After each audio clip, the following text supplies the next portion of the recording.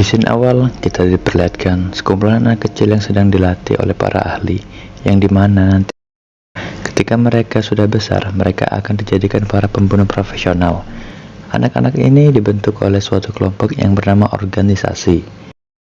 Sedangkan, anak-anak ini tidak memiliki nama dan hanya memiliki identitas berupa barcode di bagian belakang kepala mereka sebagai tanda pengenal. Di adegan awal, seorang pria bernama Mike yang merupakan agen Interpol baru pulang kerja. Ketika baru masuk ke dalam rumahnya, Mike pun terkejut karena si agen 47 yang merupakan pemeran utama dalam film ini sudah ada di dalam rumah Mike. Dengan pistol yang sudah di tangan, si agen 47 pun menceritakan kepada Mike bahwa yang Mike kejar selama ini merupakan seorang pria yang terbaik di dalam bidangnya. Percakapan antara agen 47 dan Mike ini merupakan adegan yang udah mendekati akhir dari film ini. Rusia, di mana si agen mendapatkan tugas baru untuk membunuh seorang bernama Mikhail Belikov di tempat umum yang merupakan presiden Rusia. Singkat cerita, Belikov pun yang baru turun dari mobil kepresidenan dan langsung bergegas berpidato untuk menjadi presiden kedua kalinya. Selang beberapa saat, si agen pun sudah di posisinya untuk menembak Belikov dari kejauhan dan Belikov pun berhasil ditembak tepat di kepalanya. Seusai membunuh presiden, terlihat si agen 47 di stasiun kereta ingin segera meninggalkan kota tersebut. Namun tiba-tiba si agen mendapatkan pesan bahwa pembunuhan atas Belikov memiliki saksi mata yang bernama Nika, dan Nika pun harus segera disingkirkan. Agen 47 pun sudah tahu lokasi Nika dan segera langsung ingin membunuhnya. Merasa ragu, agen 47 pun meyakinkan dirinya bahwa Nika sendiri memang belum pernah dilihatnya di lokasi penembakan Belikov. Tiba-tiba, di saat bersamaan ada seorang pembunuh yang ingin membunuh si agen dari atas gunung. Namun sayang, tembakannya mengenai pria yang tepat lewat di depan si agen 47 tersebut. Pindah di lokasi lain, di bandara terlihat Mike dan rekan kerjanya bernama Jenkins sedang menyelidiki kasus penembakan Belikov. Sementara itu, di kediaman agen 47, ia mendapatkan pesan bahwa Belikov masih hidup. Sontak, hal ini membuat agen 47 menjadi bingung. Ditambah lagi, persembunyiannya sudah diketahui oleh kepolisian Rusia yang dipimpin oleh Yuri Mikhailov. Dan agen 47 pun meyakini bahwa dirinya sedang dijebak dan akan menemukan dalang di balik semua ini. Dan di adegan ini, kita akan melihat cara agen 47 untuk meloloskan diri dari kejaran polisi Rusia yang dipimpin oleh Yuri.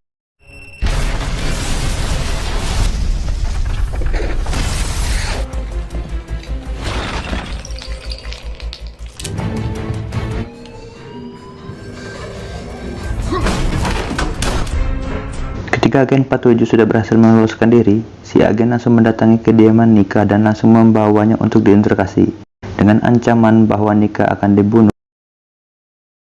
Akhirnya, Nika memberitahu si agen 47 bahwasanya Belikov itu sendiri memiliki kembaran. Adegan berpindah di stasiun kereta. Saat agen 47 sedang melakukan penyamaran, dia melihat adanya seorang pembunuh bayaran lainnya. Tidak hanya satu, melainkan 4 pembunuh bayaran. Akhirnya pertarungan sesama pembunuh profesional pun terjadi, yang dimenangkan oleh agen 47.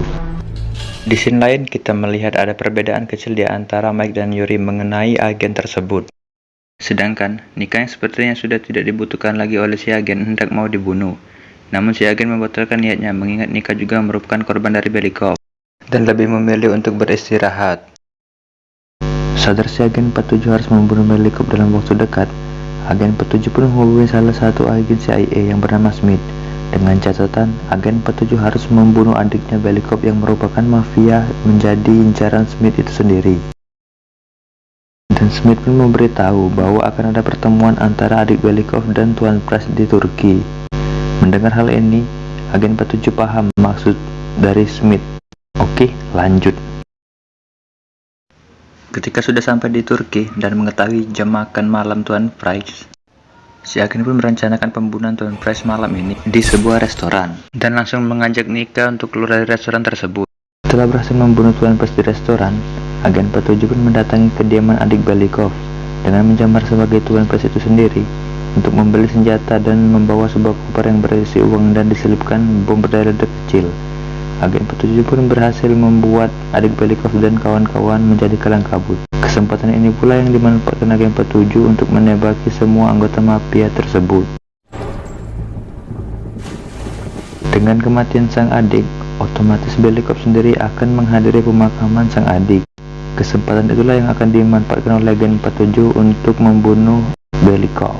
Namun, sebelum membunuh Belikov, Agen 47 terlebih dahulu menculik Yuri, yang akan dipergunakannya untuk memberi perintah tembak kepada Belikov. Dan tibalah saat di mana Belikov mendatangi proses pemakaman sang adik, dan Yuri masih bingung antara keselamatannya atau memberi perintah tembak kepada Belikov.